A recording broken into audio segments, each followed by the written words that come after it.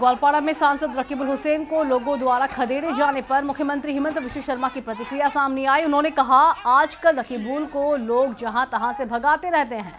नौगांव के बाद अब ग्वालपाड़ा से भी लोगों ने रकीबुल को खदेड़ा। जिन लोगों ने भगाया है वो पूर्व बंगीय लोग हैं जो कांग्रेस के वोट बैंक माने जाते हैं।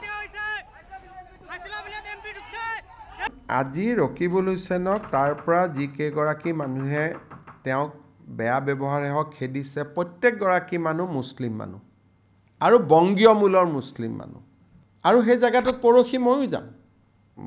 মোকো কোনোবাই শ্লোগান দিব পাৰে মোৰ এগেইনষ্টত, মই নাজানো, কিন্তু পৰখি মই যাম, কাৰণ আজি আমি সিদ্ধান্ত ল'লো এখন ফৰেষ্ট কৰিম। কিন্তু ৰকিবুল হুছেইনক যোনে তোনে খেদে, এতিয়া ধুবুৰীটো খেদে, গোৱালপাৰাটো খেদে, নগাঁৱতো খেদে। আৰু এই সমস্যাটো তেওঁলোকে নিজৰ ভিতৰত সমাধান কৰিব লাগে, তাত বিজেপিক মাতি আনিব নালাগে। কাৰণ বংগীয় মূলৰ ৰাইজৰ মাজত বিজেপিৰ প্ৰভাৱ নাই বুলিয়ে ক'ব পাৰে। গোৱালপাৰাত যদি বংগীয় মূলৰ মানুহো বিজেপি বুলি কয় তেতিয়াতো আমাৰ কি হ'ব? তেতিয়াহ'লে 126টাৰ 126টাই আমি পাই যাম দেখোন। ভিডিঅ' চালে আপোনালোকে গম পাব এইবোৰ কোন মানুহ হয়। যদি বংগীয় মূলৰ মানুহে বিজেপিৰ ইচাৰাত চলে তেতিয়াহ'লে অসমৰ ৰাজনীতিৰ এটা ভয়াৱহ পৰিৱৰ্তনৰ ইংগিত দিব। কিন্তু মোৰ হাতত ইমান ডাঙৰ ইংগিত নাই।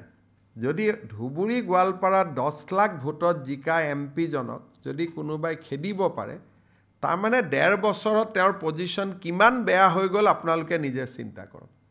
10 লাখ ভোট পোৱা মানুহক নিজৰ সমষ্টিৰ পৰা কোনোবাই খেদিব নেকি? আমিতো 25 বছৰ থাকিলোঁ, না চামুগুৰিতটো খেদিলে, গোৱালপাৰাটো খেদিলে, আমাকতো জালুকবাৰীত আজিলৈকে কোনেও খেদা নাই।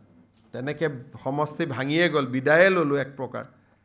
গতিকে আমাকতো কোনেওতো আজিলৈকে নেখেদা নাই, কংগ্ৰেছেও নেখেদে। আনকি সমষ্টিৰ কংগ্ৰেছ মানুহখিনিও ভোট নিদিলেও ভাল পায়, আমাক নেখেদে অন্ততঃ। গতিকে